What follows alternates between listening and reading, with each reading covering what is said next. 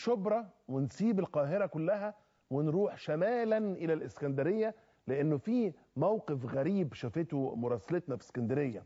أصحاب المعاشات عندهم مشكلة كبيرة مع مكاتب التأمينات. تخيلوا إن واحد مشلول ربنا يكون في عونه بيقف من 8 الصبح لحد 8 بالليل، كل ده عشان إيه؟ عشان ياخد معاشه. تفاصيل غريبة جدا ومؤلمة عاشتها دنيا إبراهيم.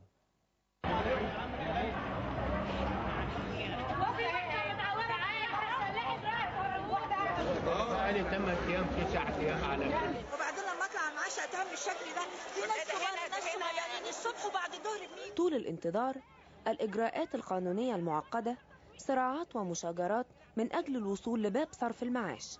هذا هو واقع أصحاب المعاشات بالإسكندرية. ضموا حوالي 7 أو 8 منافذ هنا. الشارع بتاع بوكلة دهوت من اول الترام لغايه شارع بقير كان بهدله فوق ما تخيلي والله. بس واحد اللي بيقبض، واحد بياخد البطاقات، واحد بيدور في الدفاتر. في ناس هنا يعني احنا بنقبض من البوسطه. الناس الكبار بيدخلوا ستريت من الشارع للبوسطه. هنا 7 سلالم و12 سلمه. الناس بتقع بتتكسر، الناس بيغمى عليها. كل يوم نقف في الشارع من 8 الصبح ل 8 بالليل والاخر نمشي. يجيبوا لنا امين شرطه وعساكر يمشونا. نفسي اعرف مسؤول ياخد ويدي مع المواطن. احنا عايزين نرجع للهيئه بتاعتنا، ما حدش اشتكى. مش عايزين احنا اي مصلحه ثانيه. عجبكم الوقفه دي؟ في ناس ماتت، في ناس مستنيه تقبض المعاش بتاعها. في كده برضو لما انا ابقى معززه مكرمه سكرتير عام بوزاره الداخليه اقف الوقفه دي اتهم بعد ما اطلع المعاش. إجراءات صرف المعاش أودت بحياة بعض من حاولوا صرف مستحقاتهم. راجل كده وقع وكانت هنا رجاله، دلوقتي انا بكيت عليهم. الكبير يكرم. احنا كنا زمان بنقدس السن الكبير اجد او جد. بس عايز اعرف مين العبقري اللي فكر انه يجمع في منفذ الباب بتاعه متر، اقل من متر اهو قدام حضرتك، او يجيب فيها 1500 ست كبيره. احنا بتوع المعاشات يعني السن من 70 75 73 و80. ازاي العبقري اللي فكر ان هو يجيب 10 كام ألف وشويه 2000 في المكان ده؟ كان هناك حديث حكومي مستمر عن توصيل المعاشات للبيوت، ولكن يبدو انه لا يزال حلما لتستمر معاناة كبار السن. نفسي اقول كلمتين للدوله. انا عندي 77 سنه وجاي اقبض معاشي، ولادي ابني في الكليه ما حدش بيوصلني، مش لاقي حد يوصلني.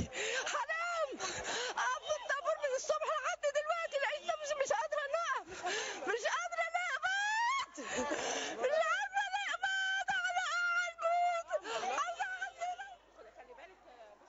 معاملتنا لهذا الكبير هي كل ادخارنا إذا ما كتب لنا الوصول لعمره، والذي لم نعطيه لهم اليوم لن يكون من حقنا المطالبة به غدا. دنيا إبراهيم، 90 دقيقة، قناة المحور. واحنا في برنامج 90 دقيقة بنضع هذا التقرير امام المسؤولين في بلدنا، كل المسؤولين، مش هنقول بقى من ذوي القلوب الرحيمة ولا مش القلوب الرحيمة. الست الجميلة اللي طلعت قالت لك يا اخي الكبير يكرم، وفي الامثال بيقولوا ارحموا عزيز قوم ذل.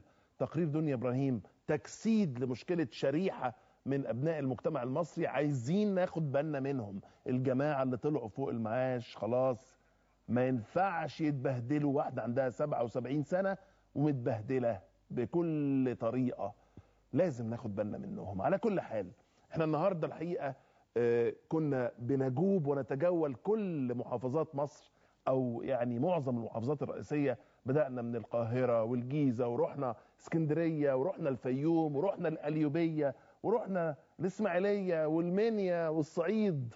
متعة حقيقية في تغطية هموم بلدنا وشرائح المجتمع المصري على كافة واختلاف أنواعها. على كل حال النهاردة لسه 90 دقيقة زاخر بالفقرات. بعد الإعلانات مباشرة ريهام هترجع بموضوع خاص بالتعليم عن بعد في ظل أزمة الإنفلونزا اللي موجودة حاليا. والنهاردة كمان حوار مباشر وساخن جدا مع الناقد الرياضي الشهير اللي استقال من برنامجه على الهواء مباشرة في سابقة لم يحدث لها مثيل من قبل، الدكتور علاء صادق. خليكم معانا، اوعوا تروحوا في أي حتة.